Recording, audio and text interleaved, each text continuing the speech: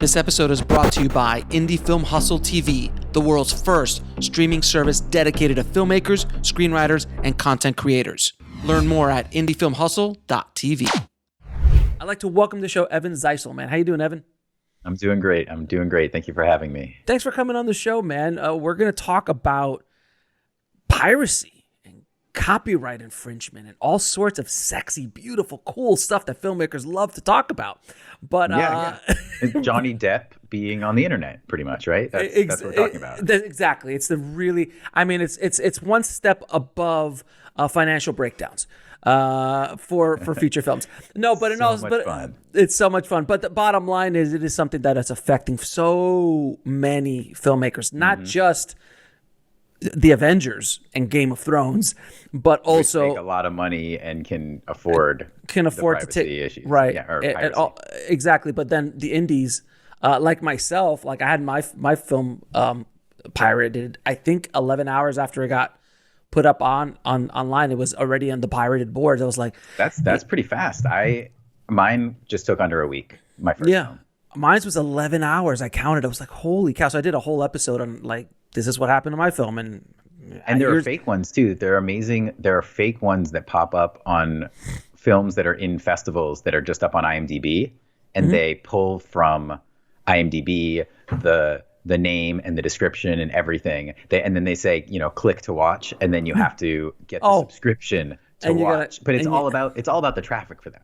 They don't care about the actual watching of the film. They just want either the ads or the person to show up to the site so they can add a malware to their system and then, sell that. Or they've got these weird click-through things. I mean, it's so many ways they make their money. Yeah. I want to get into the whole piracy business as well. But first of all, how did you, a mild-mannered filmmaker, the Clark Kent of filmmakers, so how did you get into the copyright, piracy game? Like, how to protect filmmakers from copyright piracy?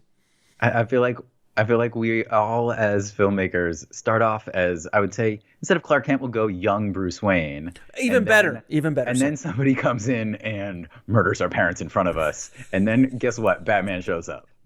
And then Batman's never going to leave. And Batman gets angry, and Batman tracks people down.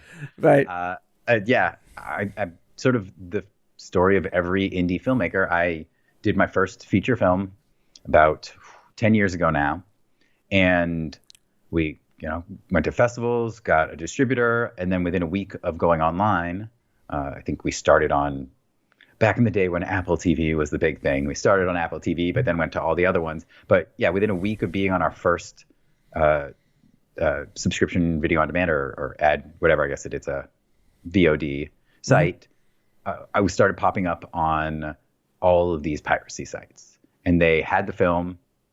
And with modern technology, people just record. Somebody rented it once and then recorded the whole thing, so it's pristine quality. And instead of people going to our site, or even when it's on Amazon Prime, it's free to watch. But we get money when people watch it, but when they go to other sites, it's there. And so I was like, well, I'm going to stop this. So I did my research and sort of the positives and negatives of the copyright world, especially online, is it all goes through this US law called the Dmca, which stands for the Digital Millennial Copyright Act, which was enacted in 1998, to give you a reference for how old it is. Back when people were on AOL, Messenger, right? CompuServe, sir. Yes, exactly. So, it was created then, and it's got this sort of double-sided blade. So on one side, it is meant to protect copyright holders from their works being stolen. On the other side, it is meant to respect the First Amendment and to protect people who don't realize what they're doing. Unfortunately, that opens up the door for people to essentially run amok. And what the DMCA says is, if you put somebody's copyrighted items online and you don't know it's copyrighted, and it is not illegal until the copyright holder contacts you and says, hey, that's mine, that's illegal. If you use it for commercial purposes, then they can say, okay, you've used it, so now you owe me for that benefit. But until you're contacted by the copyright holder, it is not illegal. And so what happens is these piracy sites put them online, and then you as a copyright holder have to track them down and then figure out how to contact them, and then send a very specifically worded document that matches what it says in the Digital Millennial Copyright Act to them. And then when they receive it, they have, to quote the DMCA, a reasonable amount of time, which the court has deemed, I think, between 48 and 72 hours to comply. And if they don't take it down, then they are in violation of the law. Mm-hmm. But essentially, when I was spending, I don't know, 2 hours a day finding sites, looking and finding the contact info, filling out this form, emailing it to them. And then, usually they take it down because they don't care about my film. They just care about people coming. Mm-hmm. And we got to, but I was doing 2 hours a day and I burned out. I mean, us indie filmmakers are not, we don't have the Warner Brothers army of attorneys. We don't, right. We're often small, if not individual kind of productions. And it's just overwhelming.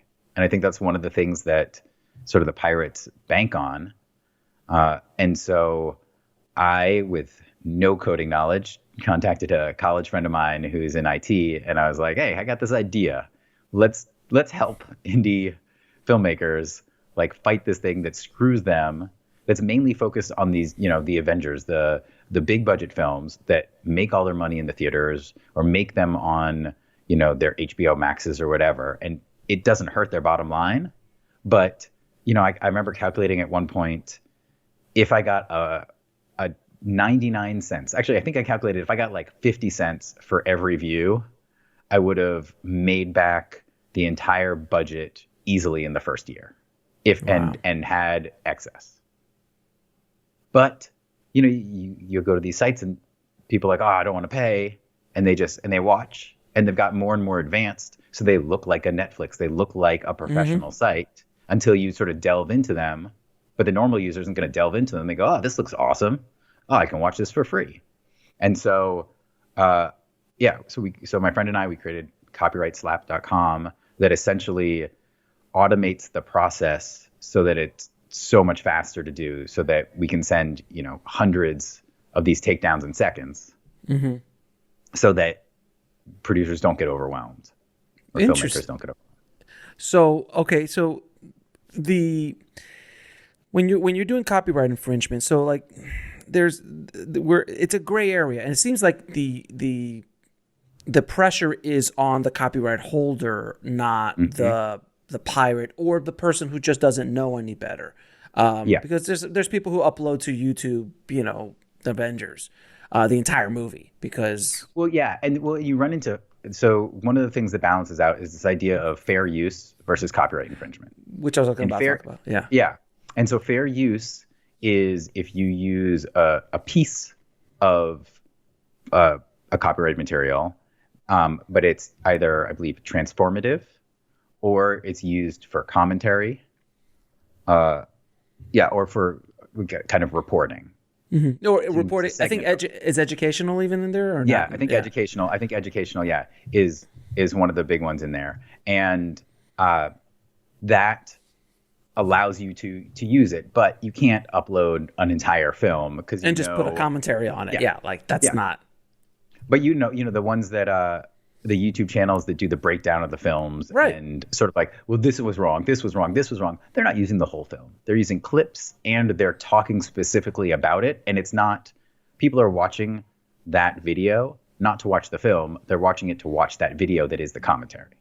Right, and actually, and YouTube has become very ridiculous about it now, where now these copyright holders like Warner Brothers and stuff like that, they just blanketed go after anybody that even has a second of Avengers and one of these talking points that's no one's talking over. Because I've gotten hit with that. We have a series on an Indie Film Hustle it's called the Director Series, it's a commentary series about breaking down famous directors and their work. And I've been hit with that constantly. I'm like, dude, it's completely fair use. But then the big boys will start pushing back on you and just well, we don't care. If you want to. Well, but you have the law on your side there. I am a big supporter of protecting those who have the copyright and them not getting screwed out of earnings. But I also believe fair use is fair use, and there are times and places for that are appropriate. And one of the things that we sort of say to our users is know the difference between copyright infringement and fair use. If somebody's doing a commentary on your film, people are going to watch that and then watch your film. Like, you want that. That's a positive thing. It's kind of goes to the the Disney copyright thing related to cosplay, where they used to, I don't know if they still do, but they don't allow people to dress up because they don't want the name, injured or whatever. And at the same time, if you think about it, everybody watching these cosplay people are like, oh, yeah, I love that film. I'm going to go rewatch it. It's free advertising. And and YouTube has only started doing that because they've been losing lawsuits. They don't do it on their own until they're pushed. It's all about the money. It seems to be always about the money, but that's as they say, a tale as old as time. Yes. Well, I mean, it's both sides. The piracy is not about them actually caring about your film. It's them making money. And YouTube, they make their ad sales regardless of if it's a copyright infringement or not, until some giant copyright holders start suing them. Well, and then that's the thing was that before the internet, it was just DVDs. And people would just burn out DVDs or burn out VHSs or copy and then sell them on the street. And it was a lot harder to kind of break that down. But there also was a very limited amount. Like you weren't losing. It's not like, well, in China, they do that still. And, it's insane. But ever since the internet showed up, now it's like a few hours later, it's around the world and you're done. It's the second it hits. So that's why like all these big movies are hitting HBO Max right now. Godzilla versus King Kong, which is a quote unquote theatrical release. That's been pirated moment it hit the online. Oh, it's gone. It's like I remember back in the day. Well, I remember back in the day the handheld videos in the theaters. Oh my! Like a Seinfeld episode down in Chinatown. There was like a Seinfeld episode where Jerry accidentally became like the ultimate bootlegging auteur, and he would just like and it's like how he shot it and everything. Yeah, and those are ridiculous. Yeah, you would just you see people get up in the scene and walk around, but those are still available. Those are still being done in other countries. And then but now, unfortunately, with modern technology and computers, it's getting a lot easier. You can just screen record, and it's a perfect copy. Unfortunately, I'm not telling anybody anything they don't know. So It's not telling pirates how to do their job, but it's easy and really annoying because at least when there's somebody standing in the way, the viewer's like, okay, maybe this isn't legit, or maybe I'll buy the real thing. But the thing is too, I think one of the things that I found that piracy, what the studios have done, and I think independent filmmakers need to do as well, is they've made it so easy to consume the content that it's harder now to go out and bootleg something for the most part. Like go find the file, download the file, get that file to play either on your computer or try to figure out a way to play it out on your TV. There's a technical process there. Most everyday people aren't going to do. This is just my opinion. I'd love to hear your report. I'm biting my tongue on this one. Go ahead. What do you think? I think on certain things, and I don't want to tell people how to pirate movies. Yes. You're sort of talking about torrents, which are one of the aspects of it. But these days, unfortunately, the streaming websites. Oh yeah, I saw my movie. I saw my movie there. Yeah. My partner will kill me. So when I sort of say this, so I'm going to be very careful of how I say it. There are 3 levels to piracy. The first one is streaming content, which is the most easily accessible. The second level is torrents, which is the second level of accessibility. And then there's a third one, which I'm not allowed to talk about because it is very hard to access, but many hackers are the ones who access it. And so if I bring that up, I get in trouble. Fair enough. There's diminishing returns. I think the torrents, it takes a little bit of know-how to do, but to go online and just search for a movie, unfortunately, is really easy, and it'll pop up a lot of sites. I know Google just recently, because of a lawsuit, changed their search engine, so illegal sites show up less. Because before you could literally just Google and, you Google my name of my movie and boom, there's some site in Malaysia pops up and it's like with my poster, with all my IMDb information in there. And then I press play. I'm like, are you kidding me? Like it's there. I'm like, I'm honored that you thought of my little film, but it was just pretty eye-opening. I was like, wow. Like I get Avengers. I get Game of Thrones. I get that. There's big numbers, big people are interested in, but like to go after the indies, like it's really... So the thing is the streaming / online piracy industry is a multi-billion-dollar industry. It's not a multi-$100,000 industry. It's not a couple million. It's a multi-billion-dollar industry because they've got so many different ways to make money when people show up, so that all they care about is traffic. So how do you make what's the piracy business model? The piracy business. So there's a bunch of different approaches. So one, there's the subscription model. Which is insane to me. But the thing they say is like, pay $10 and you get every movie ever, right? Per month.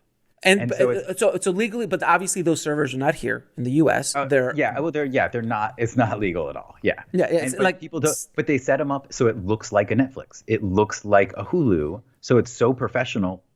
The average, person who's searching online for movies doesn't know. So one route is the subscription.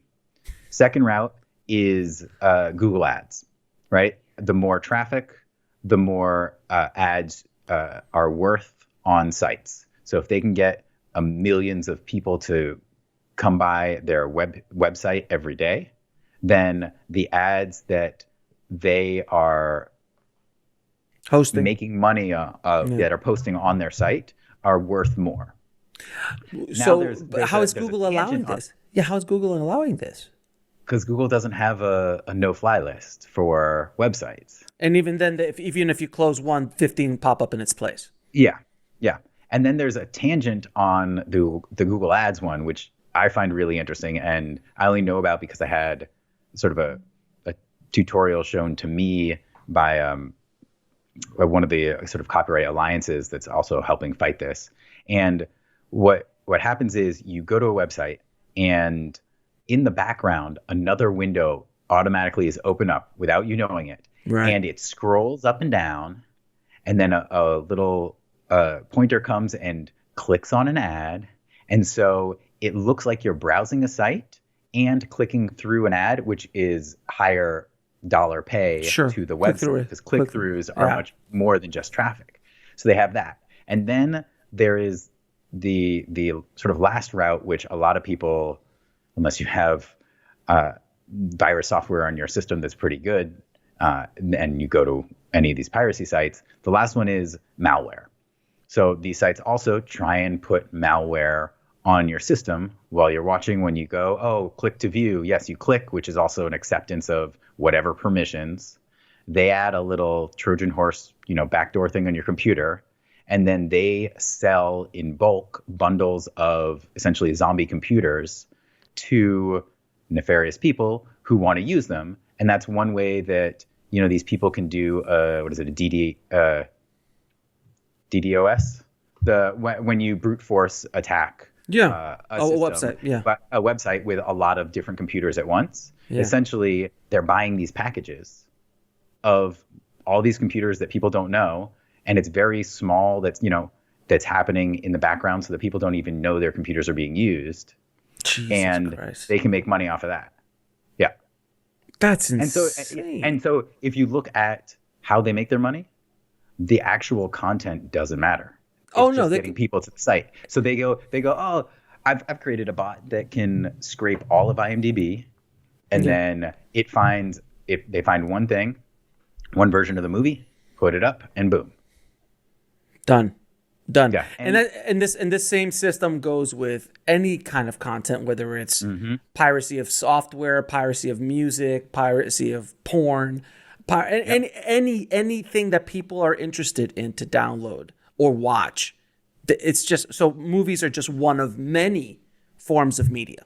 that are being used for this business model. I'd just like to say, if anybody is in the porn industry listening, porn is also a movie, so that is not a separate category. You are a filmmaker too. Just a very particular subgenre. It's a very particular subgenre. So much of a subgenre should we be that talking in a deeper voice for this. We should be talking in a particular. There should be. It's a very particular subgenre. But I think a pizza man just knocked on my door. Give me a second. No, I'm joking. Give me 15 minutes.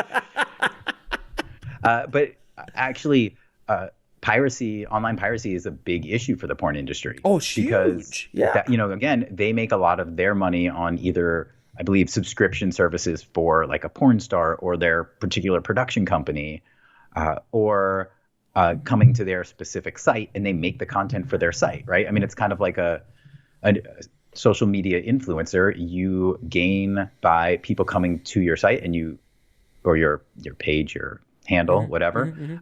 With I think a lot of porn sites, it's going to those sites and viewing the content because they make their money, quote unquote, legitimately via Google ad sales or things like that. But they, probably particularize their content for the niche group that is going to those sites. But when it's pulled away, it's just another piracy site. So let me ask you a question. What is the actual effect of online piracy to an independent filmmaker? Like, I mean, look, were the people that were watching it on a pirated site actually ever, like, were they really ever going to be a customer? Is the question I'm asking.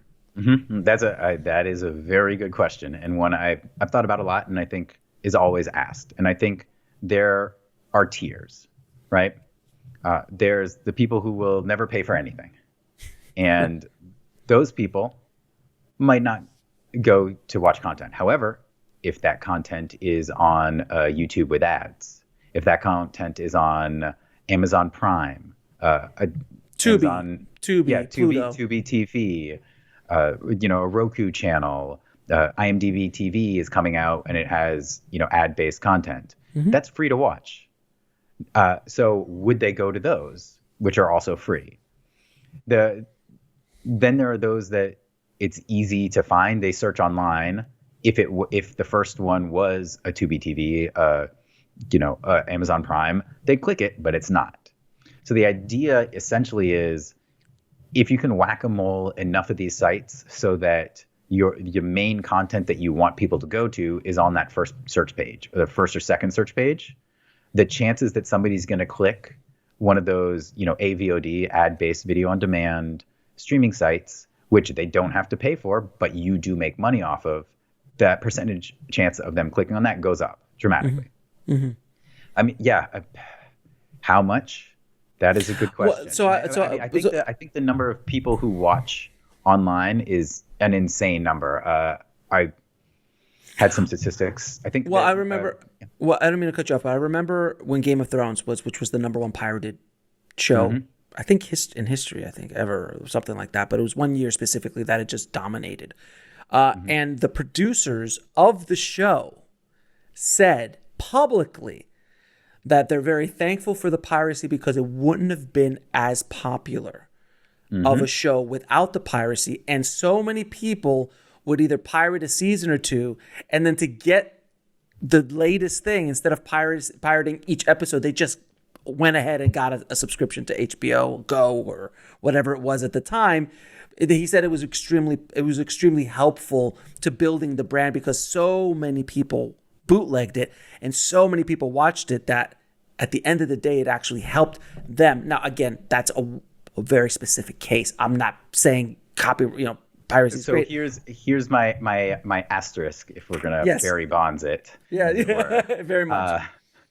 My asterisk is HBO makes a lot of money on merchandise.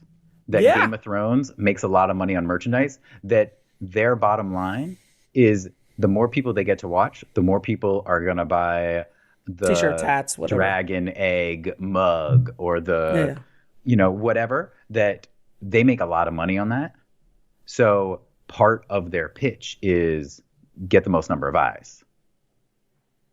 And HBO's model has very often been, and they've sort of figured it out in a smart way.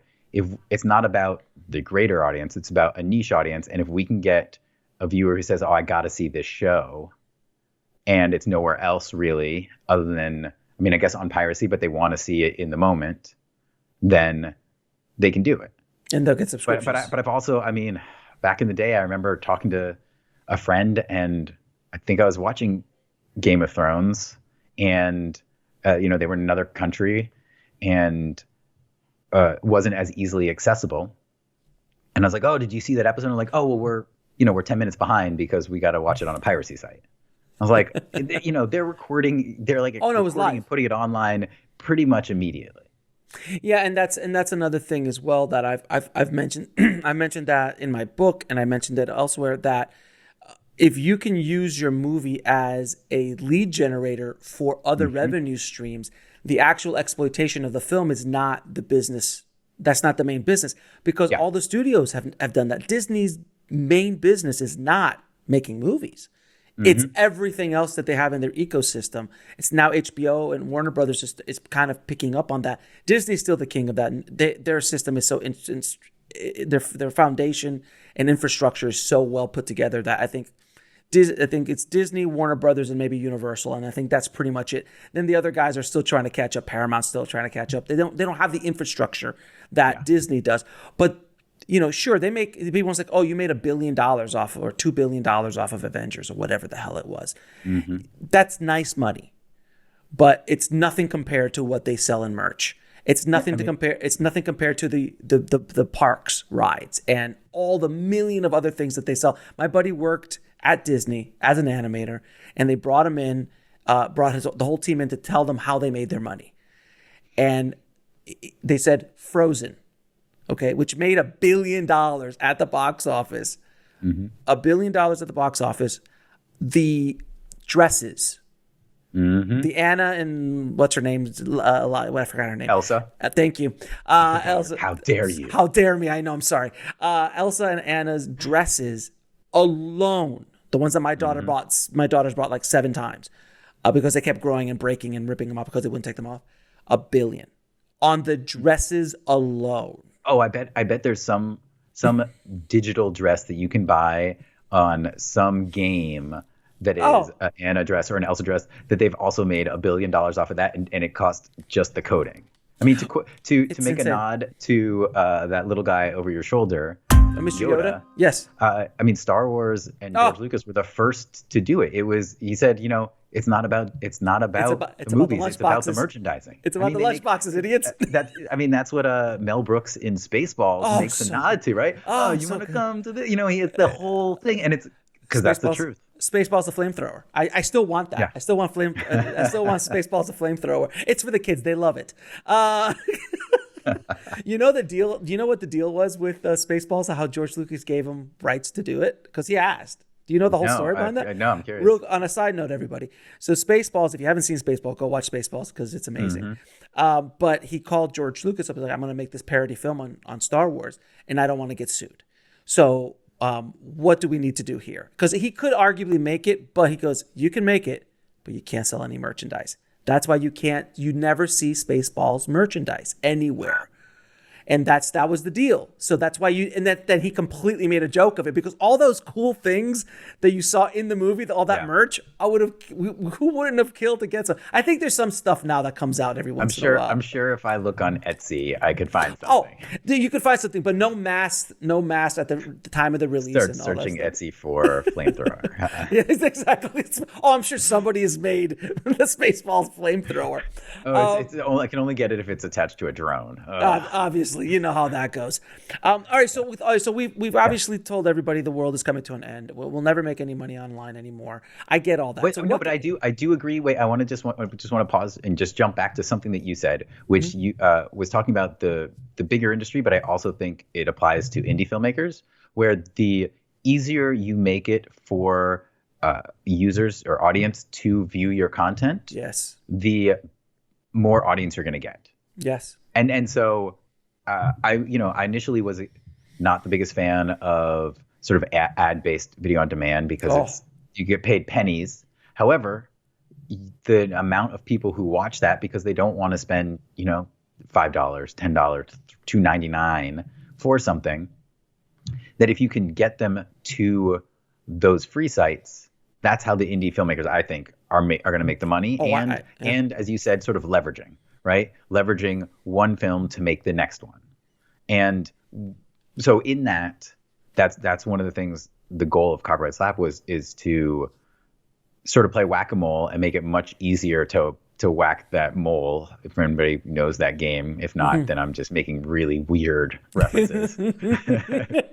But to sort of send out as many DMCA violation notices as easy as possible to get these things taken down. And does it work? So this is the counter. This is how you counter online piracy. It's just sending out these notices, but do they actually take them down? So there's we are running statistics, but we'd say about 60%, if not a little bit more, take them down as soon as they get it. Now, will they put it up the next week? We don't have the numbers on that, but they will take it down pretty easily because they don't care. Literally, it's more hassle to them to potentially deal with somebody bothering them than to just comply. And they know they got to get, they if they put it up again a week or 2 weeks or a month later, then that has to be found and it has to happen, but then they can take it down again. And so how it works is, you get the DMCA violation notice. Now, as you sort of said at the beginning of this podcast, depends what the server is, though, because the DMCA is a U.S. law.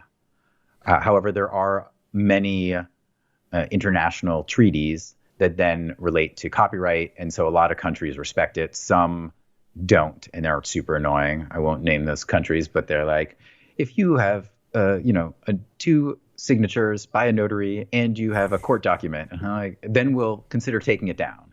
And I was like, yeah. Well, don't worry, because Copyright Slap also sends all these sites to the intellectual property division of the United States of Defense. So yeah. Well, you just talk to them. Exactly. But yeah, so you have that. If they do take it down, great. If they don't take it down, then technically, if you as a copyright holder have a copyright for the piece, so this is one sort of aspect of the law. You cannot sue for copyright infringement unless you have a copyright on the item that you want to take legal action on. Now, you do own the copyright, but to take a legal action, it needs to be copyright registered. Which you is need to be registered. Yeah, right. Which is, it's what, $20. It's an easy 30, thing. 35 now. Yeah. Okay. It's gone up. Back in my day, it was $20. Yeah. A nickel or a hot dog. And by the way, just so everybody knows in regards to copywriting, when you apply for the copyright, you're protected from the moment you've submitted and paid for the thing. Because it will take 6 to 8 months to actually get, if you're lucky, the actual copyright certificate back. And on top of it, I believe it's 90 days. I have to verify that, but if you have copyright infringement, if you register the copyright within 90 days of the infringement, you can still take legal action from something that happened 90 days ago. Fair enough. A lot of photographers do that because photography is got huge piracy online. Yeah, and as far as photography is concerned, like if you have a DMCA notice and like, hey man, you're using a photo of mine on your website, take it down. That's pretty much the end of the conversation, right? Or can they sue you? So, well, here's where it gets interesting with photographers. Yeah. If a website is using it specifically for commercial value, then you have, so essentially some company, one of the famous ones, a company is selling skateboards, and a photographer took a picture of a skateboarder, and the company used took the photo from Instagram from that professional photographer, and then essentially made an ad and posted it to Instagram. It was like, yeah, blah blah, look at our skates. And just because it had their skateboarding wheels or board or whatever in it, doesn't mean that they have the right to use somebody's photograph. So this person contacted them and was like, hey, you're using my content in an ad, so either this is a reasonable amount that you should pay me for that use, or I'm going to sue you. And even if they take it down, they've already used it in an ad. They are generating income for a company. Right. So that gives photographers get a little bit more leverage. It's a little bit harder in the filmmaking world because It's not really an ad; it's content that they're reposting. But Right. anyway, Exactly. Yeah. But like if you have, but like a lot of news organizations use, blogs use images constantly from yeah, anywhere. And so then you can, DMCA, or you can sort of DMCA slash have, an attorney friend write a note saying, hey, you use this, we would like to be compensated. Mm-hmm. And then it becomes a question like, is this going to be worth going to court for? Yeah. And so usually you ask for a little less than you might get a settlement, and therefore you have an advantage. So the DMCA says if somebody is violating your copyright, you can sue for up to $30,000 per occurrence. Mm-hmm. Interesting. Yeah. And one of the great things of the COVID-19 relief bill that was passed this past December is something called the CASE Act. And that initiated for the first time in the United States a small claims copyright court. Now it's in the process of being set up right now, but it essentially allows smaller kind of indie copyright holders to go put forth a claim to, I believe it's three judges who are, people who judiciate this copyright content. And then the defendant can send in documents, and the three judges make a decision, and they can then find in favor of the the person whose copyright was infringed, and it can be up to $15,000. So one of the biggest hurdles usually for copyright holders in going beyond just a simple DMCA violation notice is you have to pay for an attorney. You have to pay a lot of court fees. And so that was hard. So this small claims court sort of opens the door and allows the smaller guy to be able to fight against these. Now, the other asterisk I'll throw in there is finding who is behind these streaming sites is hard, right? Because you got to figure out who you're suing. Right. Now, if it's, sometimes if you dig into the who is information on a site, somebody is not smart enough to hide the fact that their email address and their name and address are the admin email address kind of buried in there. You can, screenshot, keep that, and then maybe use it as an attack. Mm-hmm. But it's hard because you have to have a lawsuit against somebody to be able to get money, right? You have to figure out where those assets are, and they hide a lot. So that is the hard side of it. One of the other things, though, that we try to do that is different is, since we care more about Batman style revenge on these pirates than necessarily making a lot of money, beyond the fact that we I guess sell our service for very inexpensive, we also compile a blacklist of piracy sites that we find from our users' interactions anonymously, sort of figuring out which ones are just pure piracy sites. And then we take that list, and once a month we send to essentially the Internet Crimes Division of the United States and say, here is a list of the sites that we know are illegal. Mm-hmm. Please take action. And they've been open to that. It's hard to keep track of like if they do anything, mm-hmm. but they are open to us sending a file, and we give it in a format so they can integrate it into their system very easily. Mm-hmm. So we sort of are pushing to do things like that, because that'll have more of an impact if we can just take down a whole site. Well, of course, because it takes out tens of thousands, if not more, films that have been put up there. Yeah. It's fascinating. And so copyrightslap.com, what's the process? What does filmmakers have to do to use your service, and how does it work? So it's as simple as we possibly could make it. Copyrightslap.com. And you just go and you register as a user. And then once you've registered, you can initiate a new project or start a new project. Project essentially is your film, or we're expanding into books because online literary piracy is a big thing. Yeah. We're slowly sort of expanding as much as we can to protect different copyright holders. Mm-hmm. So you register a project, and we ask you for the specific information needed to fill out a DMCA violation form. as the title of the film, when it was published, the original location of where the film can be found, be it the film's website or the Amazon Prime link or something like that. And then you submit that, it saves, and you started this new project. And then we run in 30-day cycles.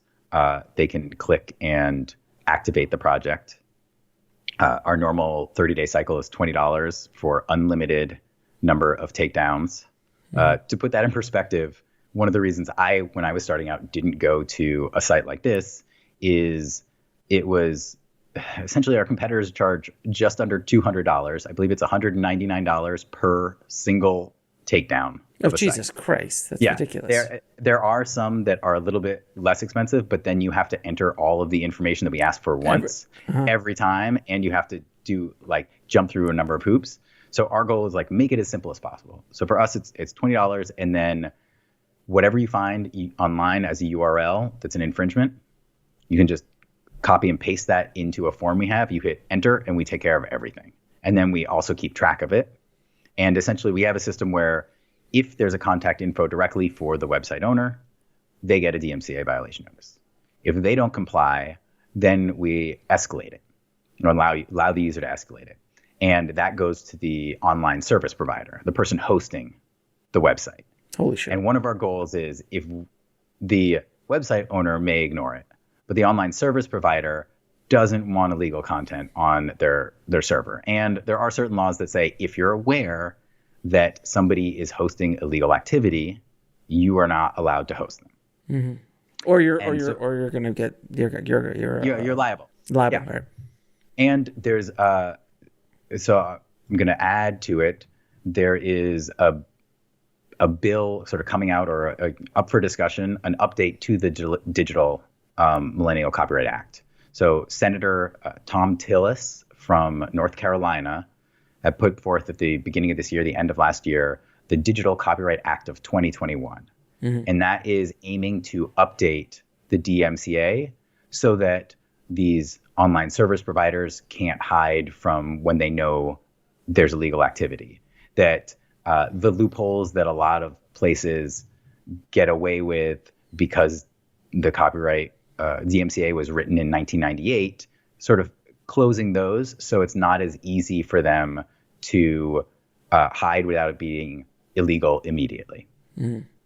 And so we send to the website owners, then we send to the online service providers. Sometimes there are multiple, and if there's sort of two levels there. The website owners, sometimes they reply back and they're like, "We took care of it. It's gone. Stop bugging us."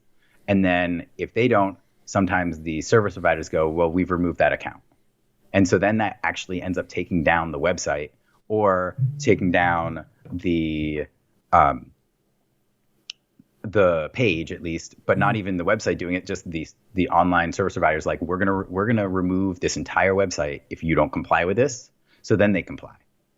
And one of the features that we are in the works and adding right now, so this will be dated, hopefully within the next couple to few weeks, is the ability for, if the online service providers don't respond and help get it taken down, that users will be able to send every 30 days violation notices to everybody associated with the website.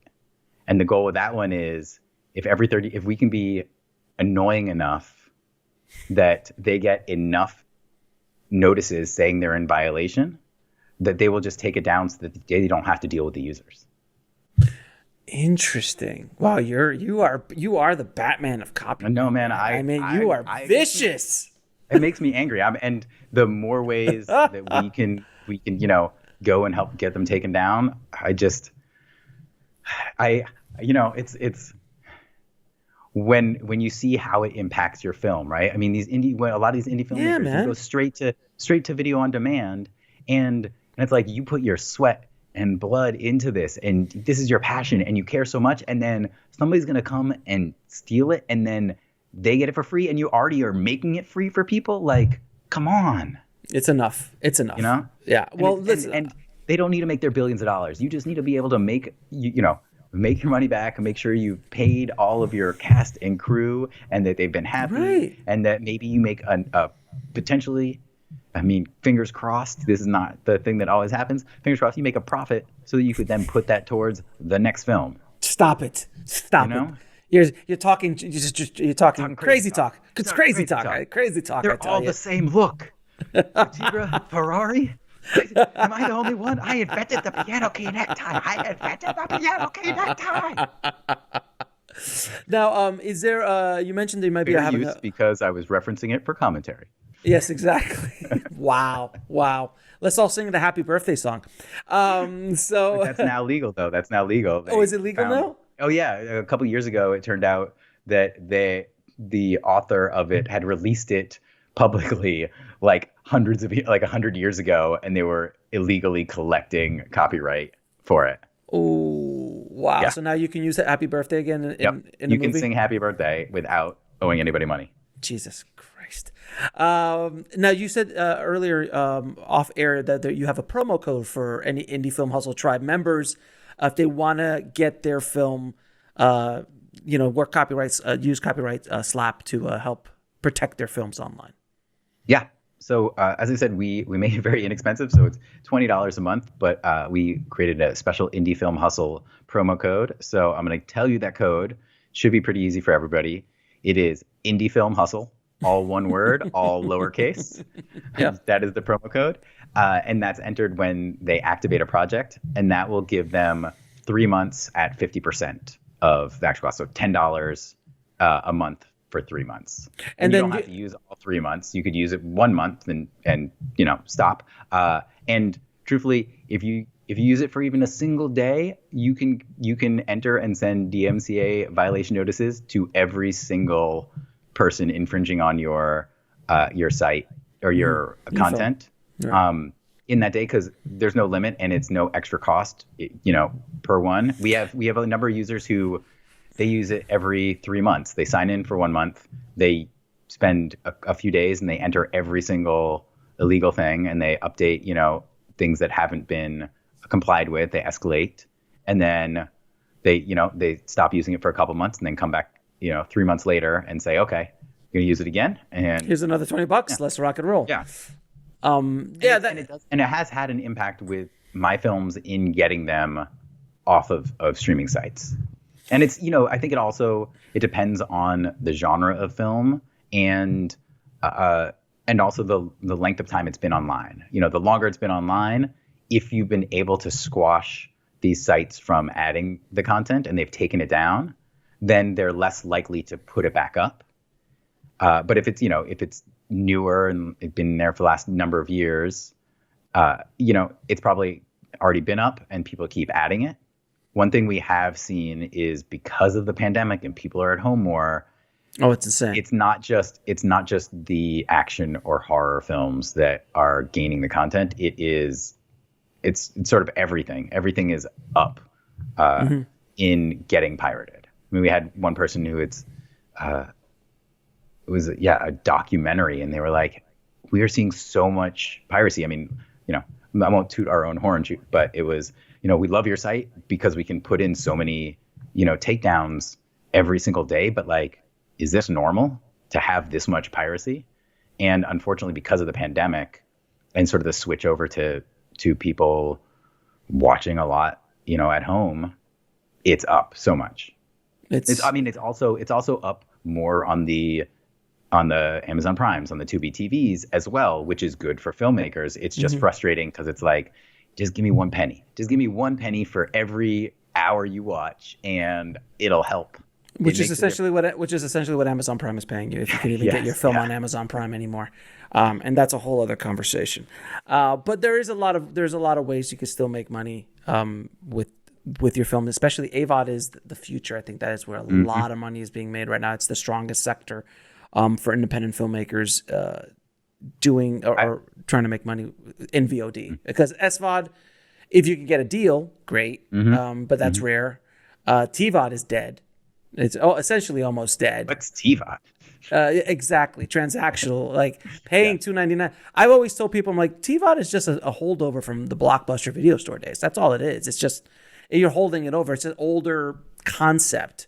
And I don't know. I mean, do you have any numbers on how these Disney? Because I know Disney's like releasing the premium for like $20 a pop or something like that. Like they're going to do that with Black Widow. Like Black Widow, I think might actually get some money. Like a good amount of people might pay to see Black Widow because it's a Marvel movie. So it's the first real test because they did it with a couple of animated. Wonder Woman, 1984. But that wasn't paid. That wasn't paid though. No. That was free. HBO Max, yeah, that was free. No, I'm talking about like paying 20 bones up front right away, and the only place you can get it is by paying the $20 for that 30 or 60 day window. I think the Marvel movie will and we're so we're hungry for a Marvel movie. I think all the people with their home theaters, it's in there. I do think that will be more popular once we get over this hurdle of the pandemic, where you can actually watch things as groups. You know, like, oh, I'm going to pay $40, but we got 7 friends over and we're chilling. That works a lot easier than I'm going to pay $40 and it's me by myself, or like, me and my significant other. Right. That it's a little bit harder. Right. I mean, I think I don't have any specific numbers, but I know for the HBO Maxes, they've been pretty happy on their individual releases because it gets people to join the subscription. And usually it's all about getting people to join because maybe their retention rate is 40%, but they got 40% more than they normally would have, No, what HBO Max has done, man, is it's pissed off a lot of filmmakers, a lot of big time filmmakers and actors and stuff because they're not getting their normal paydays. But off record, but I can't say who. But the payments that I've heard from people on the inside of these actors, because they all get bonuses based on box office. When that was taken off, they're like, look, we're just going to give you X dollar to just be happy. Are you good with that? Well, I mean, so yeah, there's a number of things. I'm pretty active in the SAG-AFTRA, the Film and TV Radio Union, and one of the big gains that they gained in their last TV theatrical negotiations was they had the foresight to say, okay, yeah, we're cool with theatrical and releases, and that's important, but we want to talk about streaming and online usage, and that was their big focus. And I think it is paying off a lot better because that was their shift in, okay, we got to make sure that actors are covered here, and that was before the pandemic. And it was just that's the trend that things are going. I think the movies that will be big for the releases directly online, like the Black Widow, are going to be the same movies that will do well in theaters that you want to see with a big screen and surround sound. That I mean, I remember seeing Captain Marvel in the theaters, and in the last 10 minutes, somebody let their kid run up and down the aisle screaming, and I was like, "Are you kidding me? Like, I'm here. This is my movie experience, and I paid good money to be here." Dude, don't even get me started. I'm like an Alamo Drafthouse. This is not an ad for Alamo Drafthouse. I have no association with them, but the fact that they at the beginning are like, if you answer a cell phone call, we will kick you out. If you open your cell phone and we see the screen on, we'll give you a warning and then we'll kick you out and you don't get your money back. I'm like, yes. Because it's like, I paid to be here. And I think, it's changing the types of movies. Do you need to see, a comedy in a big screen? But like, Endgame. Oh God, of course you've seen these like Endgame. Avatar. Back in the day when that came out, like I saw Avatar in 3D twice just because it's an experience, It's a ride. Right. Yeah, you can't get that at home. No matter how insane. I mean, unless you have literally an IMAX at your house, it really is not. I mean, I'm not gonna lie. I've got a projector, and it's probably set up for a 15-foot diagonal screen, and I've got 5.1 surround sound. Well, 5.0 because I removed my subwoofer because of neighbors. But I've got if I'm watching a movie, I make my own popcorn. We can chill. There's nobody screaming, and compared to some of the smaller theaters in New York, actually the screen size might be comparable. And the sound experience might be comparable. Look, at the end of the day, I don't think theatrical is ever going to go away completely. I think there'll always be some, not. Just like Broadway, still Broadway. People still pay obscene amount of money, but I think it's because the price of those tickets are going to go up. It's going to be much more of an experience. The days of going to go see, a comedy of like Dumb and Dumber at the theater and spending $25 to go see a comedy, or even a drama at the theater, unless you're a hardcore cinephile, most people are like, you know what, I'm good at home. Unless the theater industry pivots. If they pivot and everything becomes like the Alamo Draft House, where there's a restaurant linked to it or a bar, you can bring your food and you can bring your drinks, and they make money off of the food sales like they do now, except for the theaters that make money off their food now, it's popcorn and candy that's not necessarily for everybody and way overpriced. But if it's reasonably priced and they're making their money because people want to come and they want the experience, that's a way to keep it going. It's going to keep going. Anyway, we have veered off the copyright path a bit. It's just now two film geeks talking about the business. But anyway, Evan, man, thank you so much for, being that Night Avenger for copyrights. You are the Dark Knight. I appreciate what you're doing, man, and helping filmmakers out. When you reached out to me a while ago now, we've been trying to do this interview for a minute. But when I saw it, I was like, man, this is so desperately needed. And I want to get the word out on this. So thank you so much for what you do, brother, and keep up the good fight, my friend. No, keep making films. Anybody listening, keep making films. Don't let them keep you down. Thanks, man. Thank you.